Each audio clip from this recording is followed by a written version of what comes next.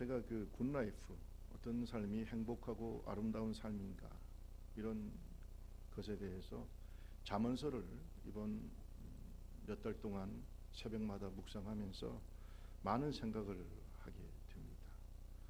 그런데 우리가 이제 좀 심리학적으로나 이렇게 우리가 상식적으로 생각해 보면 이 행복하다는 것이 자기 만족이거든요. 내가 만족하면 행복한 것이죠. 근데 자기가 자기가 꼭 해야 될 것, 또 가져야 될 것 갖지 못했을 때 인간은 여러 가지 불행감을 느끼는데, 그걸 이제 뭐 굳이 그 심리학자를 얘기하라면 아브라함 매슬로우라는 사람이 인본주의 심리학자인데, 이 사람이 여러 가지 인간의 욕구가 있고 그 욕구가 채워져야만 인간이 행복해진다, 이런 얘기를 했어요. 그래서 뭐 욕구의 5단계 또는 7단계를 얘기하기도 합니다. 어쨌든 인간은 자기 만족이 돼야 행복한 것이죠. 그런데 어떤 거는요, 만족해도 끝이 없이 우리를 목마르게 하는 것들이 있습니다. 성경에도 보면 예수님께서 네 배에서 생수의 강이 흘러 넘치게 있죠. 영적인 만족, 영적인 축복에 대해서, 영적인 행복에 대해서 우리 예수님께서 말씀하신 적이 있습니다. 어떤 세상의 물은 자꾸 먹어도 계속해서 목마른 물이 있고, 또 하나님이 주시는 생수는 먹으면 영원히 목마르지 않는 것도 있습니다. 그래서 우리가 이런 것들을 좀 생각해 봐야 되겠죠. 자, 예를 들어서 이제 인류대학을 갔어요. 인류대학을 가도요, 자기가 원하는 학과나 원하는 교수나 원하는 공부를 하지 못하면 다니고 싶지 않은 겁니다. 다니고 싶지 않아요. 이건 저도 경험해 봤기 때문에, 자기가 꼭 원하는 학교에서 원하는 대학 중요하지만 자기 원하는 공부를 해야 행복한 것이죠. 또 큰 기업이 아니더라도 자기가 하고 싶은 일을 해야 행복한 것입니다. 자기가 하고 싶은 일이 직업이 되는 것이 제일 좋은 거예요. 그래요, 안 그래요? 제일 좋은 직업은요, 자기가 하고 싶은 일이 직업이 되는 게 제일 좋은 거예요. 어떤 사람은 직업은 직업이고 하고 싶은 일은 따로 있고, 그러면 항상 거기에 갈등이 생기게 되어 있습니다. 제 친구 중에서도 대학 다니다가 휴학한 친구들도 많았어요. 왜? 하고 싶은 공부가 아니었기 때문에. 점수에 맞춰서 대학에 들어왔는데 와보니까 자기가 하고 싶은 공부가 아니니까 때려치우고 다시, 지금으로 말하면 수능 공부 다시 하고. 그건 뭔 짓입니까? 시간 낭비. 그렇잖아요. 여러분, 비록 조금 가난하게 살더라도 자기가 사랑하는 사람과 결혼해야 돼요. 그래, 안 그래요? 그러면은 그저 조금 가난해도 행복한 것이죠. 그래서 같이 돈을 모아가지고 집도 사고 또 자녀도 낳고 아름다운 가정을 이루는 건데, 조건만 보고 결혼한 사람은 반드시 후회하게 돼 있어요. 조건만 보고, 아니 저 사람은 조건이 좋다. 나중에 살다가 보면 정도 없고, 그 조건이라는 것은 변해요, 안 변해요? 처음에는 조건이 좋아서 결혼했는데 나중에 뭐 사업이 망한다든지, 그죠? 뭐 질병이 생기다든지. 그래서 여러분, 결혼식 할 때 꼭 주례자가 하는 말 있죠. 검은 머리가 팥뿌리가 되도록. 슬플 때나 기쁠 때나 병들 때나 건강할 때. 이 말은 뭐예요? 조건을 초월해서 사랑할 수 있는가? 근데 거기에 과연 아멘 이렇게 대답할 사람이 많겠냐? 솔직히 결혼할 때 조건 따지다가 결국은 조건이 변하면 불행해지고, 지난번에 IMF 때 이혼한 가정들이 굉장히 많았다는 거죠. 최인철 서울대 심리학과 교수가 굿라이프라고 하는 책을 썼어요. 거기에서 보면 행복한 사람의 삶의 기술 몇 가지를 얘기했는데, 제가 여러분한테 좀 말씀 좀 드리려고 합니다. 어떤 사람이 행복한 사람이냐? 좋아하는 일을 하는 사람. 앞에서 얘기했잖아요. 누가 행복하다고요? 좋아하는 일이 직업이 되는 사람이 제일 행복한 사람입니다. 저는요, 목회가 좋아요. 저는 여러분 보실 때 행복해 보여요.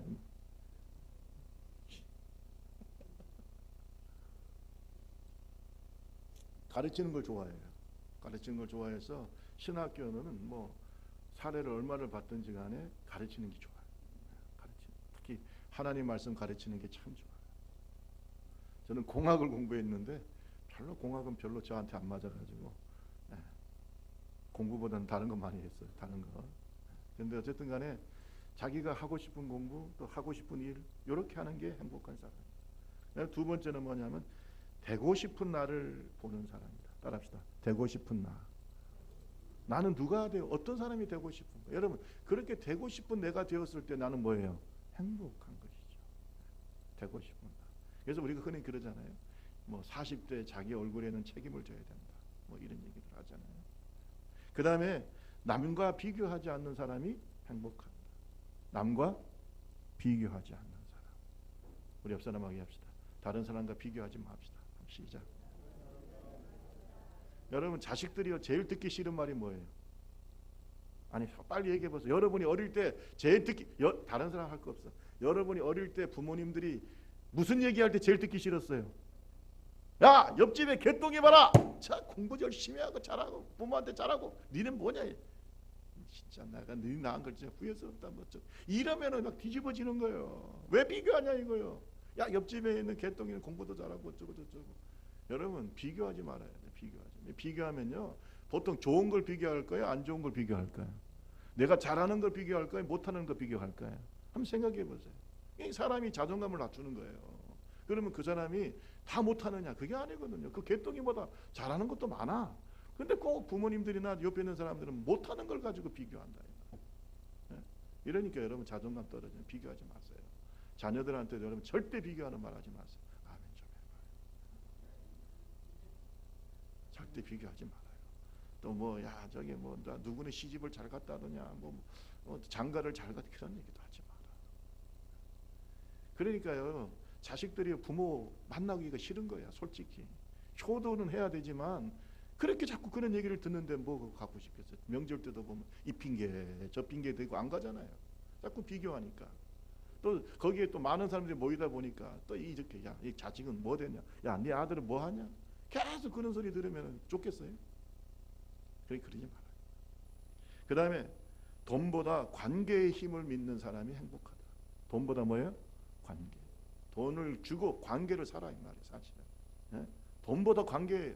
근데 어떤 사람은 돈 때문에 관계를 다 깨뜨리는 사람이 있어요. 어리석은 사람이다. 그 다음에 소유보다 경험을 사는 사람이다. 소유보다 경험을 사기 때문에 우리가 옛날 그러잖아요. 젊어서 고생은 뭐예요? 사서도 하라 이 말이에요. 왜? 사람이 성숙해요. 눈물을 젖은 빵을 먹어보지 않는 사람은 인생을 논하지 마라 이 말이에요.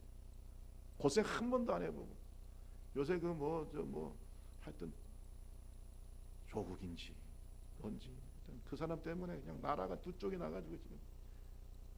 근데 여러분 그런 뭐 자식들 얘기 들어보면 무슨 뭐 대한민국이 아니고 어디 다른 나라에 있는 사람들 같아. 말하는 게 전혀 공감이 안 되잖아.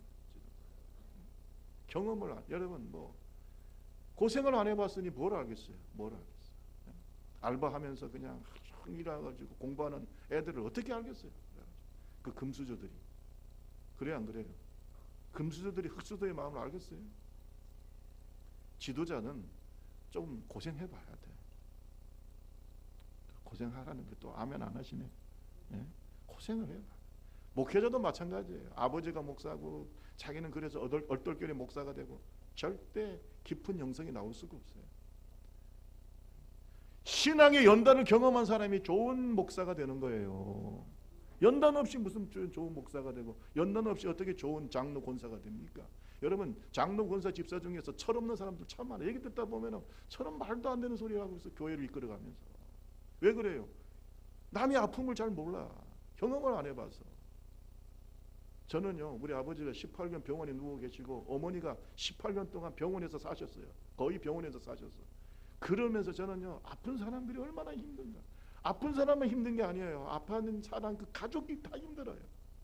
모든 스케줄이 아버지를 따라가게 돼 있어요. 아픈 사람 따라가게 돼 있어요. 이래서 사실 엮이는 가정도 되는 거예요. 병든 가정. 그러니까 여러분 가족이 하나가 아프면 얼마나 힘들고 에너지 소비가 되고 심지어 교회 가면 위로가 되는 게 아니라 어떤 사람은 저주받아서 그렇다 그러지. 예? 이 교회가 위로가 안 돼요. 그러지 마라 이 말이에요. 믿습니까? 그러지 마라. 여러분 소유보다 경험, 아픈 경험을 해본 사람이 아픈 사람을 이해를 하는 것이죠. 예? 자, 그 다음에 돈보다는 이야기거리를 사는 사람이 되라. 돈으로 시간을 사는 사람이 되라. 시간을 소중하게 여기라는 거죠. 걷고 명상하고 여행하는 사람이 되라. 소소한 즐거움을 자주 발견하는 사람이 되라. 따라합시다. 소소한 즐거움. 그 소소한 즐거움을 자주 발견하는 소확행이라고 그러잖아요. 작은 것에 기뻐할 줄 알아. 작은 것에 감사. 큰 감사에 축복을 주실 줄로 믿습니다. 요거 우리 같이 한번 옆 사람에게 합시다. 우리 작은 것에 기뻐하고 감사합시다. 시작.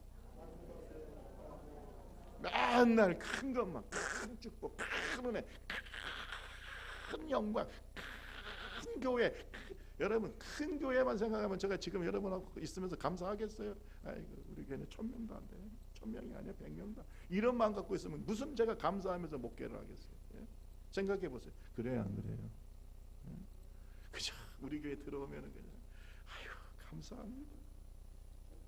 이렇게 교회 예쁘게 하나님 지어줘서 감사. 좀 아멘. 그렇게 하고 계시죠? 예. 얼마나 감사해. 얼마나 감사. 여러분 자녀 보면 감사가 나옵니까? 어떻게 저런 걸 나와가지고 그러지 말고 그냥 감사하다. 감사하다. 너가 있어서 얼마나 감사. 어제 제가 어떤 분들하고 같이 식사도 하고 이런 얘기 저런 얘기 하는데 좀 예수를 안 믿는 사람도 있고 그래요. 근데 얘기하다 보니까 어떤 분이 한 잔을 했어. 얼큰해가지고 이제 얘기를 하다가 이런 얘기를 하더라고. 자식한테 뭘 자꾸 바라지 말라는 거야. 자식은 존재하는 것 자체가 감사하다. 아유 그분이 완전 철학자도만. 거기 목사님도 몇 분 계셨는데 아멘. 그분은 교회를 다니는지 안 다니는지 잘 모르겠어요. 그런데 하는 얘기가 그래요. 아, 자식 그냥 너무. 근데 그분들 자녀가 다 잘 됐어요. 다 잘 됐어요. 그런데 하는 말이 자식한테 뭘 바라지 마라. 그냥 존재하는 것으로 감사하라. 그 얘기를 뭐 연세가 한 70 가깝게 되신 분이 하는데 뭐 다들 좋더라고요. 자, 따라합시다. 비움으로 채우는 사람. 자기를 비우고 하나님의 은혜 채우고 할렐루야. 자기를 비우고 사랑으로 채우고 자기를 비우고 구제로 채우고 자기를 비우는 사람이 행복한 사람. 자기 욕심에 빠져 있는 사람은 절대 행복하지 않다. 이게 뭐 신학자가 한 얘기가 아니고 최인철 서울 심리학과 교수가 한 얘기. 일반적으로 사람들을 연구해 보면 이 심리학이라는 게 사람에 대한 연구거든요. 이게 사람들을 연구해 보면 이런 사람들이 행복하다. 자, 소확행을 넘어서 이 최인철 교수는 소확덕도 중요하다. 소확행은 자신의 행복이지만 그걸 뛰어넘어서 소확의와 소확덕을 가지고 있는 사람이 더 행복하다. 그래서 여기 보면은요, 자기보다 자기를 넘어서서 세상을 좀 더 아름답게 만드는 사람, 자기를 넘어서서 다른 사람도 행복하게 만드는 사람. 아멘. 따라합시다. 자기 때문에 다른 사람도 행복하고, 따라합시다. 나 때문에 세상이 좀 더 아름다워지고. 아멘. 이것을 소확의라고 이렇게 얘기를 하더라고요. 여러분 이런 사람 정말 아름다운 사람. 여러분 이런 사람 행복할까 안 행복할까요? 행복하죠. 여러분 자기 욕심에만 빠져 사는 사람들은 불행한 거예요. 아무도 그 사람을 존경하지 않아. 제가 이번에도 우리가 이제 전도사님 성함이 예? 예, 김정태 전도사님 우리가 예배 드리면서 제가 말씀을 나눴잖아요. 어떤 사람은 돌아가시자마자 다 잊어버리는 사람이 있어요. 다 그냥 아침 안개처럼 사라져버려요. 그런데 어떤 사람은 10년이 지나도 20년이 지나도 먹먹하게 가슴에 남아있는 사람이 있다. 누가 되려고 하냐. 김정태 전도사님은 벌써 돌아가신 지가 15년 10몇 대 넘었지만은 그때도 지금 마음속에 어떻게 해요? 먹먹하게 여러분의 마음속에 남아있다. 박흥근 장로님 우리 마음속에 남아있어요. 손양원 목사님 그런 분들이 남아있어요. 왜 그럴까요? 세상을 좀 더 아름답게 만든 사람, 교회를 좀 더 아름답게 만든 사람, 자기 일을 통해서 다른 사람을 더 행복하게 만든 사람, 이런 사람이 바로 오래오래 남는 사람이에요. 인생 어차피 짧은 인생인데 하나님 앞에서 이렇게 아름다운 인생을 살다 갑시다. 그래야 되겠죠. 여러분 아굴은요 사실 잘 알려지지 않은 인물입니다. 역사적으로. 그런데 우리가 이제 이 성경을 묵상하다 보면 당시 아주 뛰어난 율법학자이면서도 지혜자였다. 지혜자. 우리가 흔히 말하는 이런 지혜자를 뭐라고 그러냐? 현자라고 하지, 그죠? 현자였다. 이렇게 알 수 있어요. 그가 그의 제자인 이디엘과 우갈에게 성령의 감동으로 하나님의 지혜를 얘기합니다. 그런데 여러분, 이 말씀은 하나님의 백성들이 꼭 배워야 되고 구해야 될 지혜다. 할렐루야. 이렇게 하면 내가 행복해지고 또 다른 사람을 행복하게 하는 그런 사람이 될 수 있다. 오늘 이 잠언서는 지혜의 말씀이니까 특별히 오늘 말씀에 귀를 기울여서 나도 행복하고 또 세상을 더 아름답게 만드는 하나님의 종들이 되기를 주님의 이름으로 축원합니다. 첫째, 이 아구는 뭘 지금 얘기를 하고 있냐, 뭘 구하라고 말하고 있느냐. 우리 5절 6절을 한번 읽어보겠습니다. 잠언서 30장 5절 6절 하나님의 말씀은 시작. 하나님을 의지하는 자의 방패이시니라. 너는 그의 말씀에 더하지 말. 그가 너를 책망하게. 너는 거짓말하는 자가 될까 두려우니라. 처음에 우리가 생각해야 되는 것은요, 순전한 하나님의 말씀을 구하라는 거예요. 하나님의 말씀에서 지혜를 구해요. 지혜를 구하려고 우리는 책을 보잖아요. 그런데 특별히 우리는 하나님의 말씀 속에 지혜를 구해요. 여러분, 하나님 말씀 속에 지혜를 구하는 사람의 특징이 뭐예요? 하나님 말씀을 열심히 듣고 열심히 배우고 하나님의 말씀을 열심히 읽어요. 여기 보화가 있기 때문에, 지혜가 있으니까. 다른 책은 열심히 읽어. 뭐 소설책이나 뭐 무협지나 뭐 심지어 자기 개발서나 이런 거 열심히 읽으면서도 왜 하나님의 말씀은 안 읽냐 이거. 이 말은 하나님의 지혜를 무시하는 거예요. 그러니까 교회는 다니지만 생각은 전부 다 세상적이야. 하나님의 세상과 하나님의 관점으로 보지를 않아요. 얘기를 듣다 보면 답답해. 야, 그건 네 생각이지. 하나님의 말씀이 아니잖아. 이런 마음이 들 때가 참 많아요. 그 하나님 말씀이냐고. 여러분, 하나님의 말씀에 젖어 있는 사람은 하나님의 눈으로 세상을 보는 거예요. 여러분, 그것이 어떻게 형성이 돼요? 말씀 속에 있을 때 형성이 되는 거예요. 어려서부터 말씀 속에서 계속해서 하나님의 말씀을 듣고 배우고 외우고 하나님의 말씀을 공부하고 그러면 하나님의 말씀이 통째로 들어가 있어요.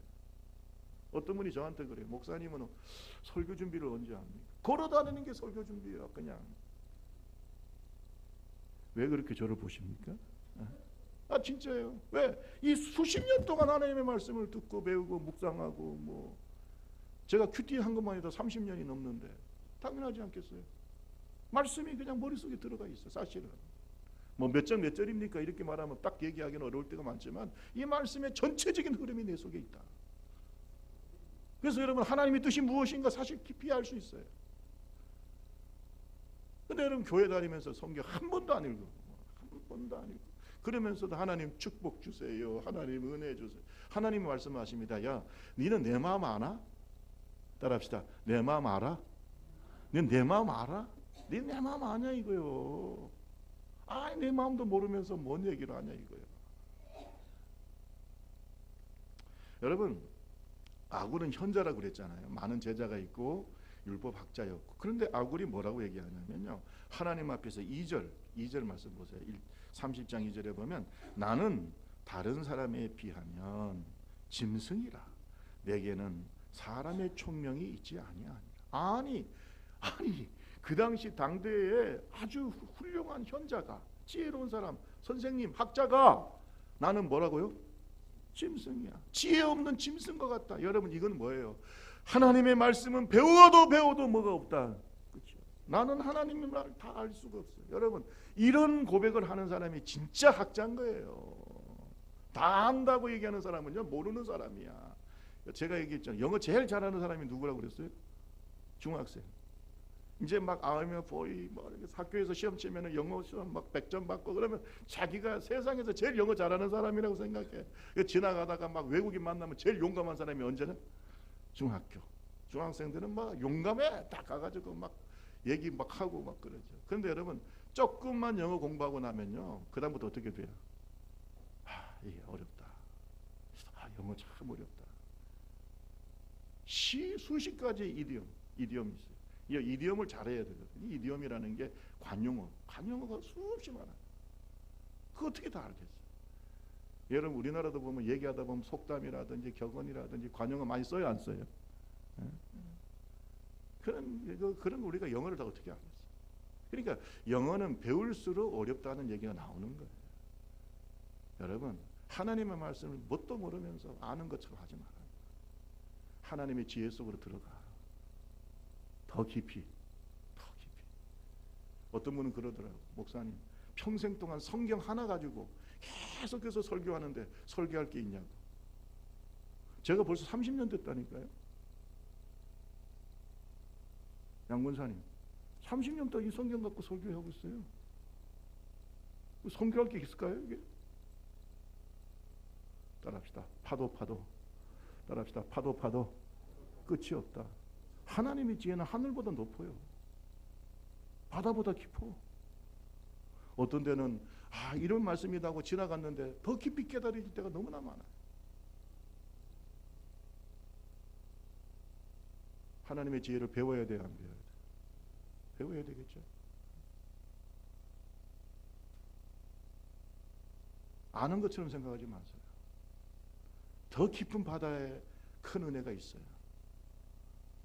언덕을 떠나서 창파에 배 띄워 내 주 예수 은혜의 바다로 내 맘껏 쳐가라.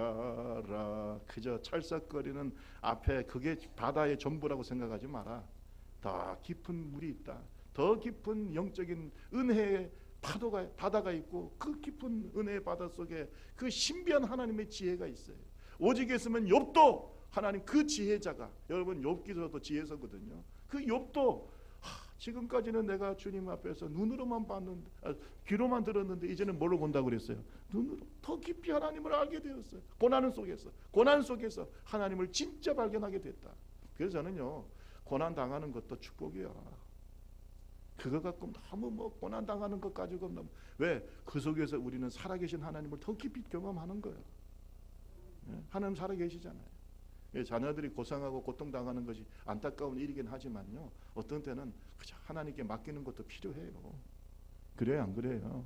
그렇잖아요. 부모로서 도와줘야 되고 안타까움은 있지만 그래야 하나님 앞에 기도할 거 아니에요. 제가 얘기했잖아요. 우리 아버지가 쓰러지고 이제는 11조도 못 하시고 쓰러지니까 무슨 11조를 하겠어요. 이러고 교회를 처음에 개척할 때는 아버지가 그냥 전화만 하면 그냥 재정부장이었으니까 장로님이면서 재장부장이면서 사업도 잘 되고 말이죠. 대우공사, 옛날에 대우가 한참 잘 나갈 때 공사할 때니까 대우 같은 데는요, 돈 미루고 그런 것도 없어요. 따박따박 줘. 작은 회사나 질질 미루고 그러지 큰 회사들은 그렇지도 않아요. 그러니까 그냥 우리 아버지가 나중에 그러더라고. 야, 김 목사, 이제 고생 끝, 행복 시작이다. 그래서 그냥 빌딩 하나 지어가지고 교회하고 그 다음에 우리 같이 살자 막 그러더라고. 그때 저는 그렇게 장밋빛 인생이 막 펼쳐질 줄 알았어요. 왜? 아버지 건강하시고 저를 딱 대전에서 태우고 그냥 대전에 여기저기 다니면서, 야, 여기다 교회 지으면 어떻겠냐. 그때만 해도 교회가 한 100여 명 모이고 처음에 개척한 지 1년도 안 돼가지고, 그러니까 제가 생각할 때는 목회가 이렇게 쉬울 줄을 몰랐어. 전화하면 아버지가 바로 응답하시지. 뭔 말인지 아시겠어요? 전화 아버지한테 하면 바로 응답이 오는 거야. 아버지, 지금 교회 뭐 좀 필요한데 돈 보내주세요. 그러면 그냥 재정부장이니까, 그때는 교체한 지 1년도 안 됐는데 회의하고 자식고 뭐가 있어요. 재정부장하고 목사님하고 서로 얘기하면 끝나는 거지. 나중에 보고만 하면 되니까. 그러니까 야, 세상에 공부가 쉬웠어요 하지만 나는 세상에 목회가 쉽더라고. 이런 목회야 누가 못하겠냐. 또 교회도 부흥이 되니까요. 100명 유년주일 학교 꽉 찼어요. 뭐가 필요해? 뭐가 그냥. 여러분 잘 들으세요. 그게 목회입니까? 기도는 아무리 기도해도 응답 오기가 쉬워요, 어려워요? 전화는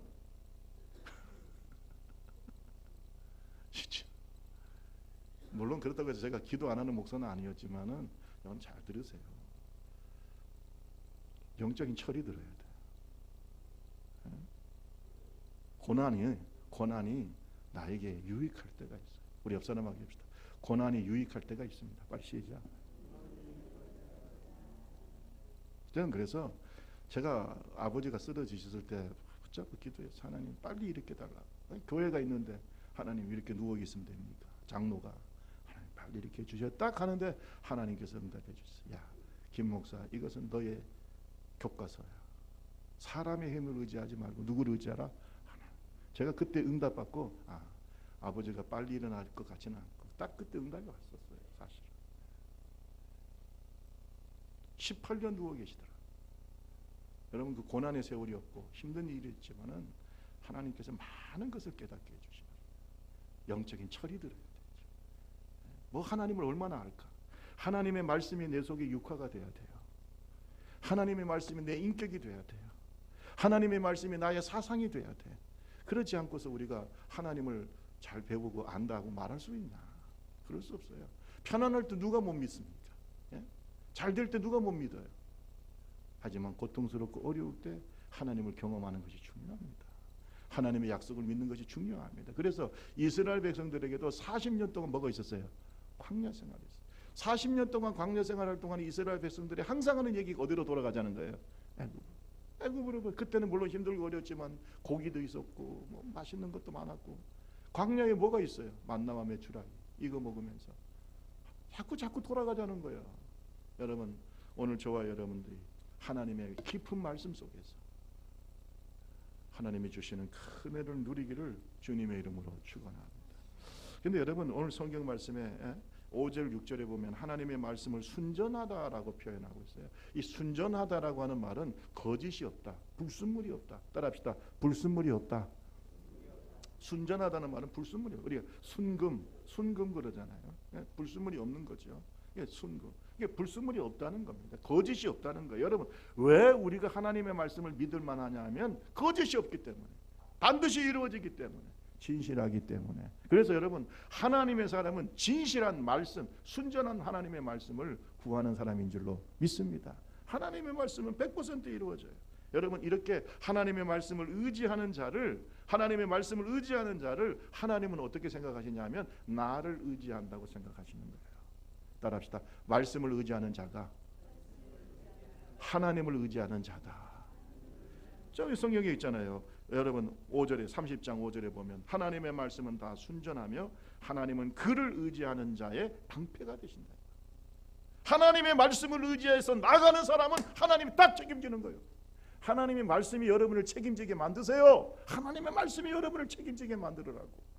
항상 공을 하나님께 던지세요. 하나님 내가 이렇게 살았잖아요. 이렇게 순종했잖아요. 하나님 책임지세요. 근데 맨날 내가 순종을 못하니까 항상 여러분 하나님 앞에서 항상 위축되지 않습니까? 그러지 마라. 하나님 앞에서 당당하게 내가 하나님의 뜻대로 살고 있지 않습니까? 부족하지만 말씀대로 살지 않습니까? 제가 좋아하는 시편 121편 말씀이 있습니다. 여러분 121편 말씀은 우리가 찬송으로도 나가죠. 내가 눈을 들어 121편 1절에 보세요. 내가 눈을 들어 산을 바라보리라. 나의 도움이 어디서 오는가? 자, 이것은 제가 이제 현대인의 성경에서 나오는 이렇게 표현이니까 뭐 조금 달라도 이해하시기 바랍니다. 나의 도움이 천지를 만드신 여호와에게서 오는구나. 그는 너를 넘어지지 않게 하실 것이니 너를 지키는 분은 졸지 아니하시리라. 이스라엘을 지키시는 분은 졸지도 아니하시고 주무시지도 않으신다. 여호와께서 너를 지키시며 내 오른편에서 너를 보호하시니 낮의 해가 너를 해치지 못할 것이며 밤의 달도 너를 해치지 못하리라. 여호와께서 너를 모든 위험에서 보호하시고 내 생명을 안전하게 지키시리라.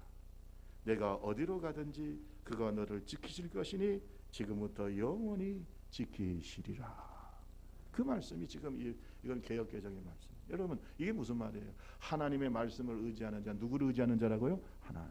그 하나님을 의지하는 자를 하나님께서 낮의 해가 너를 상치 아니하고 밤의 해도 너를 해치지 않도록 하나님께서 지켜주신다.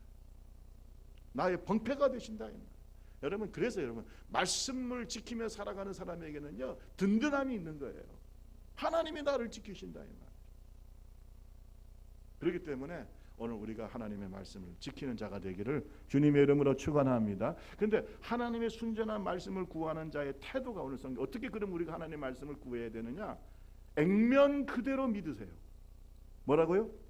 액면 그대로. 이 말씀을 자기 생각대로 막 더하거나 빼거나 그러지 마라 이 말이에요. 말씀 그대로 믿으라 이 말이에요.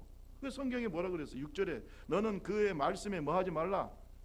하나님 말씀은 순전한데 거기에다 내 생각을 딱 더해버리면은 그 말씀에 뭐가 생기는 거예요? 변질이 생기는 거예요. 여러분, 이단은요, 제가 말씀드렸잖아요. 이단은 다 해석의 문제라 그래서 해석. 잘못된 해석이 이단을 만드는 겁니다. 네? 그냥 말씀을 그대로 믿으세요. 그날과 귀신은 아무도 모르나니, 예수님이 오실 때 그날과 귀신 아무도 모른다. 그러면 뭐예요? 몰라요, 알아요? 모르는데 또 어떤 사람은 자꾸 알려고 해. 계산하고 자꾸 알려고 하고. 그러니까 문제가 생기는 거예요. 언제 주님이 오시든지 도적같이 오시는 주님을 맞이할 준비를 하시기를 주님의 이름으로 축원합니다.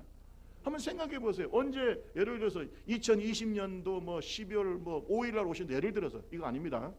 또 여러분 또 얘기하면 안 돼요. 예를 들어서 2020년에 뭐 12월 달에 오신다, 예를 들어 그러면은 사람이 11월 달까지 지 마음대로 살다가 12월 달 되면 어떻게 될까요? 전부 11월 달까지 지 마음대로 살다가 12월 달 뒤에 주님 오실 때가 어느 안 되면 그때부터 막 교회 와가지고 회개하고. 여러분, 우리 하나님은 그렇게 멍청한 분이 아니에요. 항상 깨어서 기도해야 돼. 따라합시다. 쉬지 말고 기도해라. 항상 기뻐해라. 범사에 뭐예요? 그렇게 살다가 주님 오실 때 가는 거지. 무슨 뭐 언제 온다 그러면 당연히 그때 회개하면 되잖아요. 우리 하나님 그런 분이 아니에요. 절대 그런 분이 아니다. 그러니까 하나님의 말씀을 더하거나 빼지 말고 말씀을 그대로 믿고 액면 그대로 믿고 받아들이고 순종하는 믿음의 종들이 되기를 주님의 이름으로 축원합니다. 그래서 설교자가 여러분 어려운 겁니다. 설교 잘못했다가는요, 준엄한 하나님의 심판을 받게 되는 거예요. 하나님의 말씀을 더하거나 빼거나 내 마음대로, 내 생각대로, 내 마음대로 막 내 마음대로 했다가는 나중에 어떻게 되냐? 하나님이 내 이름을 빼버린다고. 성경책에서, 생명책에서 네 이름을 빼버린다. 요한계시록 22장 18절 보세요. 요한계시록 22장 18절 19절 우리 같이 한번 읽어봅시다. 내가 시작. 내가 이 두 마리 예언의 말씀을 듣는 모든 사람에게 증언하노라.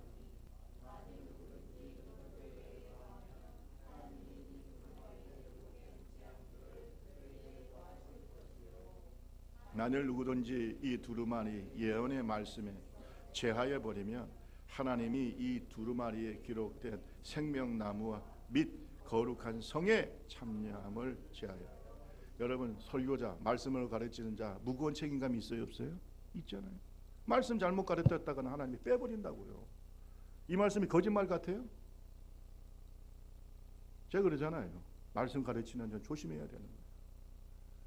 또 오늘 저와 여러분은 하나님의 말씀을 더하거나 빼거나 절대 해서는 안 된다. 왜? 하나님 말씀은 순전하다. 거짓이 없는 하나님 말씀, 왜 자꾸 거짓말하면서 하나님 말씀을 이용하고 자기 마음대로 이용하는 거죠? 여러분, 하나님의 말씀이 잣대가 돼야지 내가 그 말씀의 잣대를 마음대로 줄이거나 느리거나 해서는 안 되는 거죠.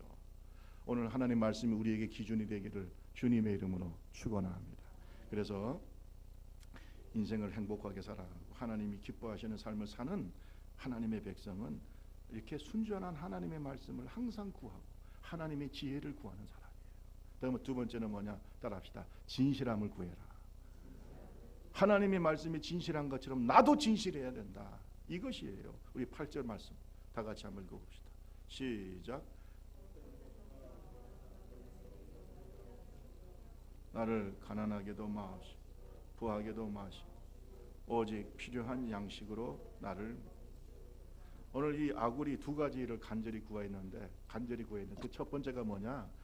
곧 헛된 것과 거짓말을 내게서 멀리해라.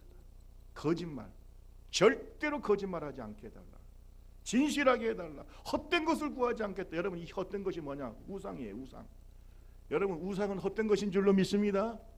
우상은, 모든 우상은 헛된 것입니다. 왜? 그건 거짓이에요. 마귀가 만들어 놓은 거, 사람이 만든 거예요. 여러분, 이런 것은 우리에게 진짜 행복을 주지 않아요. 이 헛된 거예요. 여러분, 뭐 불교에서도 뭐 극락을 얘기하고 다른 종교에서 다 얘기하지만 다 헛된 겁니다. 거짓말이에요. 제일 진실은 성경입니다. 하늘에서 올라갔다가 내려오신 분이 말하는 게 진짜다. 예수님이 그랬잖아요. 예수님의 말씀이 진짜예요. 믿습니까? 가보지도 않고 어떻게 알아? 사람의 생각일 뿐이에요. 저는 그래서 어떤 사람이 뭐 입신을 해가지고 뭐 어디 갔다 왔다, 뭐 임사 체험을 했다, 뭐 그것도 의미는 있지만 그것보다 더 중요한 건 뭐예요? 하나님의 말씀. 거짓말하면 안 된다. 참고만 할 뿐이지. 거짓말하지 맙시다. 거짓말하는 사람 여러분 믿지 마세요. 그건 악한 영이 역사하고 있는. 여러분 악한 영, 마귀의 영을 뭐라고 얘기하냐? 거짓의 영이다. 아합을 죽일 때도 이 거짓의 영이 거짓 선지자들이 입에 들어가서 아합을 깨워가지고 죽였어요. 거짓의 영에 지배를 받는 사람은 항상 거짓의 영에 따라가게 돼 있어요. 여러분 이 거짓말, 헛된 것, 여러분 이 헛된 것을 히브리 말로 샤브라고 합니다. 그것은 파멸, 교활이라는 뜻입니다. 여러분 마귀는 교활하고 우리를 파멸에 이르게 하는 거짓말장인 줄로 믿습니다. 우리를 헛된 환상을 심어줍니다. 헛된 생각을 하게 합니다. 헛된 사상을 따라가게 합니다. 여러분 세상에서 말하는 게 다 헛된 거예요. 나중에 그 따라가다 보면 파멸하는 거예요. 없어. 믿을 수 있어요? 저는 그래서 어느 신학자가 얘기했다. 저는 그거 믿지 않아요. 하나님의 말씀이 중요하지. 따라가다가 아니면 어떡할 거냐. 여러분 물어봅시다. 예수님이 말이 믿을 만해요? 아니면 세상 사람의 말이 믿을 만해요? 한번 생각해 보세요. 우리가 예수님의 제자잖아요. 그러니까 예수님을 따라가야 진짜 제자라 이 말이에요. 저는 그래서 요새 예수님 재발견합니다. 정말 저는요 뭐 예수님에 관한 많은 책들이 있었지만 요새는 예수님에 대해서 집중하게 돼요.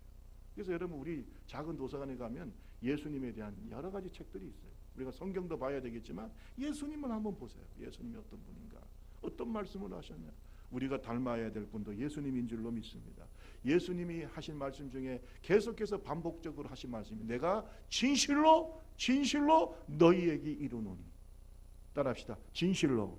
크게 따라해. 진실로 너희에게 이르노니. 이런 말이 많이 있어요, 없어요? 여러분 사복음서 읽어보세요. 진실로. 이거는 뭐냐? 나는 거짓말하지 않는다는 거 아니에요. 진실로 반복하는 것은 강조입니다. 예? 강조예요. 최상급이 없기 때문에.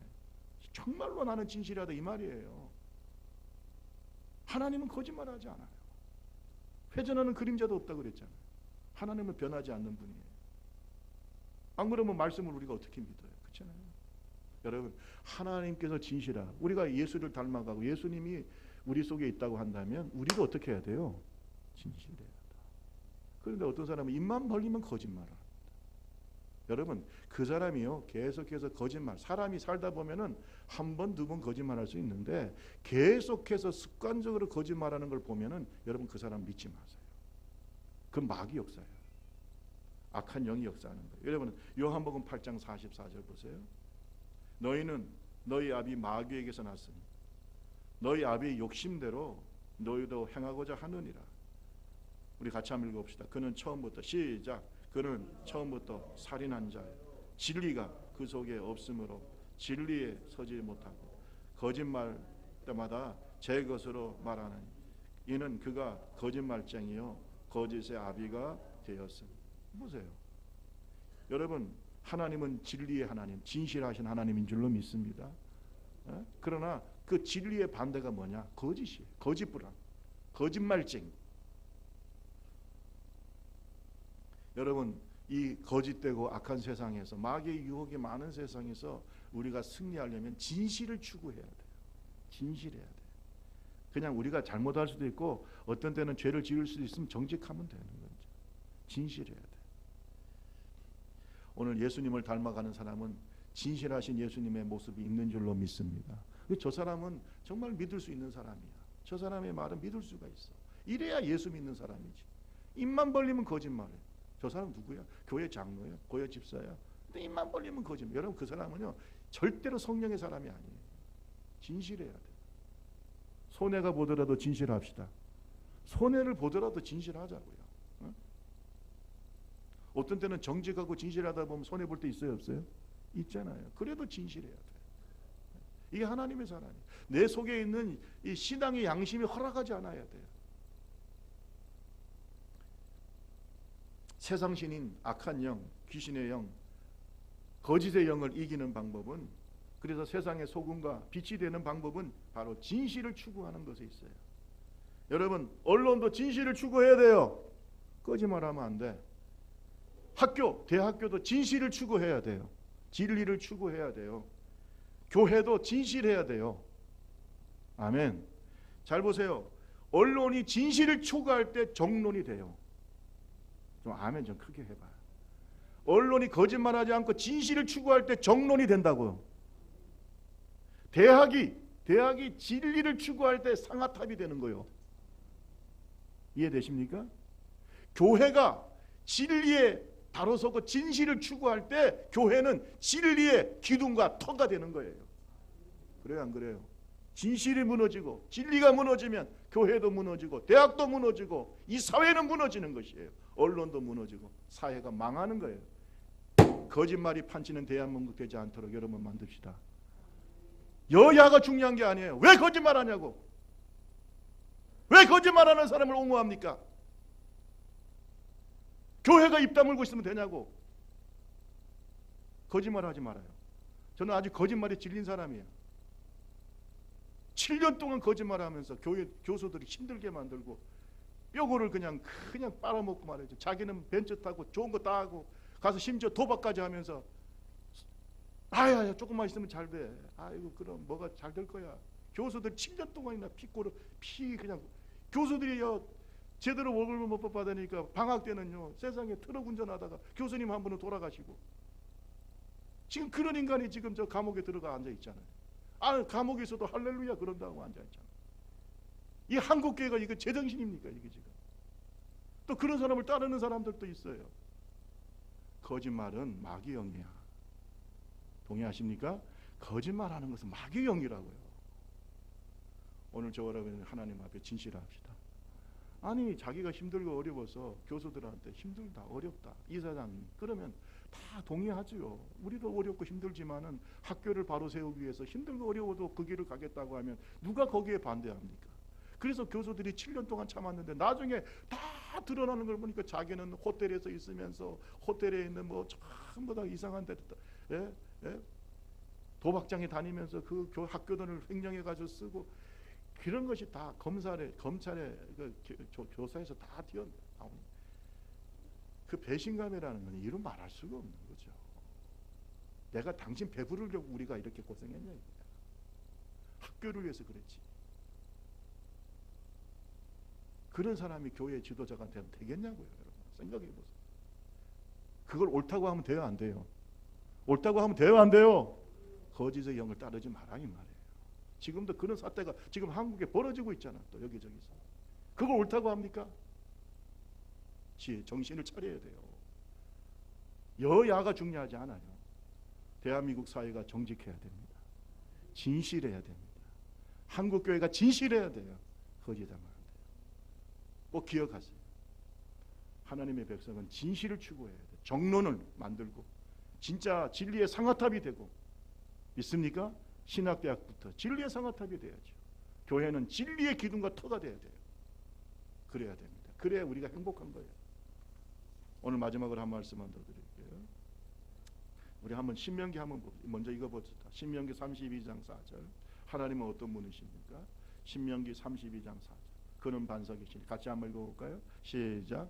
그는 반석이시니 그가 하신 일이 완전하고 그의 모든 길이 정의롭고 진실하고 거짓이 없으신 하나님이신 공의로우시고 하나님은 뭐가 없다고요?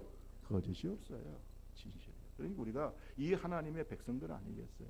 그러니까 세상과 달라야 돼. 달라야 돼. 우리 잘못할 수 있어요? 우리가 잘못할 수 없다는 게 아니야. 그러면 정직하게 회개하면 되는 것이죠. 정직하게 회개. 그래야 발전하는 거예요. 마지막으로 따라합시다. 지족함을 구하라. 하나님의 백성이 행복해지려면 지족함을 구해야 돼요. 지족함. 여러분 8절 9절 말씀 한번 보세요. 8절 9절 다시 한번 읽습니다. 시작. 곧 헛된 것과 거짓말을 내게서 멀리하옵시고 나를 가난하게도 마옵시고 부하게도 마옵시고 오직 필요한 양식으로 나를 먹이시옵소서. 혹 내가 배불러서 하나님을 모른다 여호와가 누구냐 할까 하오니 혹 내가 가난하여 도적질하고 내 하나님의 이름을 욕되게 할까 두려워하노니. 여러분 뭐라고 그랬어요? 나를 가난하게도 마옵시고 부하게도 마옵시고. 여러분 이것이요 오늘날 한국교회 성도들에게는 참으로 마음에 안 차는 말씀일 수 있어요. 우리는 뭐라고 기도합니까? 넘치도록 주소서. 기도할 때 보면 최상급을 써. 넘치도록 최고의 은혜를 주소서. 우리 자녀가 세상에서 뭐가 되게 해달라? 최고가 되게 해달라. 그럼 다 최고가 되면은 다음에는 뭐가 될까? 다 1등 하면은요, 2등은 누가 있을까요? 이게 현실적이지 않는 얘기를 하고 있는 겁니다. 최고의 뭐 은혜를 주세요. 최고의. 우리 대한민국 사회가요, 이렇게 되면은 미쳐 돌아가는 거죠. 여기 행복이 있어요? 행복이 있어요? 여러분, 지금 과거보다 우리 대한민국 사회가 많이 잘 살게 됐죠. 그런데 점점 행복도는 떨어져. 솔직히 말해서 부탄이라든지 스리랑카든지 이런 못 사는 나라가 오히려 우리나라보다 행복도가 뭐예요? 더 높아. 왜 그런 줄 아세요? 만족이 없는 거예요. 얼마면 돼? 얼마면 만족하겠냐 이거야. 얼마면 돼? 그죠? 오 집사님 얼마는 돼요? 얼마를 가지고 있으면 행복할까요? 회사도 잘 되기 바랍니다. 근데 얼마나 잘 돼야 돼요? 끝이 있어요? 김상민 목사 보고 우리 교회가 얼마만큼 부흥되면 행복하겠냐? 저는요, 꿈이 커요. 그렇게 물어본다면은 좀 말할 수 없어요. 여러분, 제가 몇 명 정도 돼야 제가 인간적으로 생각할 때 만족할 것 같아요. 우리 교회가. 장로님, 좀 꿈이 커요. 근데 여러분, 행복은 그런 숫자에 달려있는 게 아니죠. 행복은 뭐예요? 지족할 줄 알아요. 따라합시다. 지족하라. 그래서 성경에 보면 나는 가난하기도 마옵시고 부하기도 마옵시고 오직 뭘 달라고 했어요? 필요한 양식을 달라는 거죠. 필요를 채워. 큰 일을 하는 목사님들에게는 큰 교회가 필요하고 작은 일을 하면 작은 것이 필요하고 하나님은 우리의 사역에 맞게 하나님이 주시는 겁니다. 필요한 것을 달라는 거예요. 근데 꼭 필요한 것을 안 주시면 우리가 기도해야 되겠죠. 구하라 주실 것이요 찾으라 얻을 것이. 저는요, 꼭 필요한 것을 하나님께 구했을 때 하나님은 100% 응답해 주셔요. 꼭 필요한 것이 있다면 반드시 응답해 주세요. 자식들이, 여러분, 자식이 뭐 필요하다고 하는데 부모가 가만히 있습니까? 그죠? 빚을 내서라도 꼭 필요한 것은 해주려고 하지. 하물며 우리 하나님 아버지께서 필요한 것을 안 주시겠냐? 이게 하나님 말씀이죠. 따라합시다. 하나님 아버지께서 좋은 것을 주신다. 꼭 필요한 것을 주십니다. 그렇지만 우리는 뭘 부리면 안 돼요? 욕심을 부리면 안 돼요. 욕심을 부리면 안 돼요. 하나님, 내 아내가 미스 코리아 같은 예쁜 아내가 됐으면 좋겠습니다. 여러분, 한번 살아봐. 한번 살아봐. 사람이, 여러분, 행복이라는 게 외모에 있는 게 아니에요. 한 달은 뭐 미스 코리아하고 살면 한 달 동안은 내가 지금 미스 코리아하고 살고 있네, 이렇게 한 달은 좋을 줄 몰라도 그 다음부터 그때부터 심각해지는 거예요. 그 성격이라든지 그런 것도 맞아야 될 거 아니겠어요? 우리가 이런 말 하죠. 남의 떡이 커 보이는 겁니다. 이 욕심이에요. 욕심. 만족할 줄 모르면 안 돼. 여러분, 천재하고 천재 같은 자식이 있으면 행복할 것 같습니까? 서울대 수재로 나와가지고 어쩌고 저쩌고. 여러분, 오늘 저와는 꼭 기억하셔야 돼요. 하나님이 우리에게 꼭 필요한 걸 주시는 거예요. 꼭 필요한 사람을 만나게 해주시는 거예요. 그렇기 때문에 하나님 앞에 구할 때 가난하게도 마옵시고 부하게도 마옵시고 오직 필요한 양식을 주세요. 왜? 9절 말씀에 그 해답이 있죠. 내가 너무 배가 부르면 하나님을 뭐예요? 모른다. 여러분, 부한 자가 조심해야 될 게 탐욕이에요. 탐욕은 끝이 없는 거예요. 디모데전서 6장 9절 말씀. 자, 한번 볼까요? 부하려 하는 자들은 시험과 올무와 여러 가지 어리석고 해로운 뭐예요? 욕심에 떨어지나니 곧 사람으로 파멸과 멸망에 빠지게 하는 거죠. 부하려고 한다는 말이 탐욕의 노예가 되어 있으면 결국은 그것이 우리를 해로운 욕심에 떨어지게 하고 우리를 파멸과 멸망에 이르게 하는, 이게 성경이에요. 믿습니까? 그러니까 우리가 하나님 앞에 필요한 것을 구하지만 그걸 추구하면서 살아서는 안 돼요. 부를 하나님이 주시기를 원하지만은 그것을 추구하면서 목표로 살면은 반드시 해로운 욕망에 떨어지게 됩니다. 그래서 디모데전서 6장 5절에서 8절 말씀 우리 다 같이 읽고 마치겠습니다. 한번 읽어볼까요? 디모데전서 6장 5절에서 8절. 마음이 비파하고 진리에 잃어버려 경건을 이익의 방도로 생각하는 자들의 다툼이 일어나느니라. 6절 시작. 경건에 큰 이익이 되는, 우리가 세상에 아무것도 가지고 온 것이 없음에 또한 아무것도 가지고 가지 못하고 우리가 먹을 것과 입을 것이 있은즉 족한줄로. 태어날 때 가지고 태어난 사람 손 한번 들어보세요. 금바락지 하나라도 가지고 태어난 사람. 아니면 그냥 나는 빈손으로 벌거벗고 태어났다. 손 한번 들어보세요. 태어날 때. 손 안 드시는 분은 안 태어나신 분인가? 난 태어날 때 벌거벗고 아무것도 안 갖고 태어났다. 손 한번 들어보세요. 손 내리세요. 다 들었어요? 나는 하늘나라 갈 때도 다 놓고 갈 것 같다. 손 한번 들어보세요. 그러면 하나님이 주신 건 이 땅에 있을 동안에 어떻게 해야 돼요? 누리면서 잘 써요. 우리 옆 사람하고 합시다. 누리면서 잘 씁시다. 시작. 내 것이라고. 주님 것을 누구 것이라고? 내 것이라고. 그렇게 하지 마세요. 공수래 공수거야. 그래서 오늘 우리 장로님께서 말씀을 아침에 이제 묵상할 때 읽을 때 뭐라 그랬어요?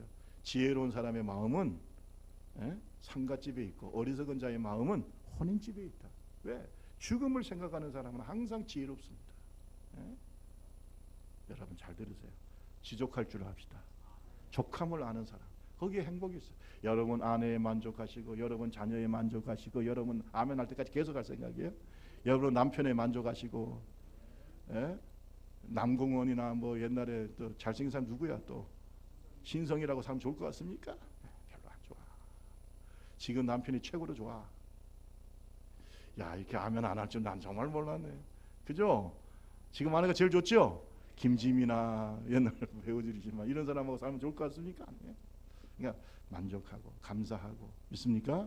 교회도 우리 좁은 교회에 감사하고, 이 공동체에 감사할 때 더 큰 감사의 조건을 하나님이 주실 줄로 믿습니다.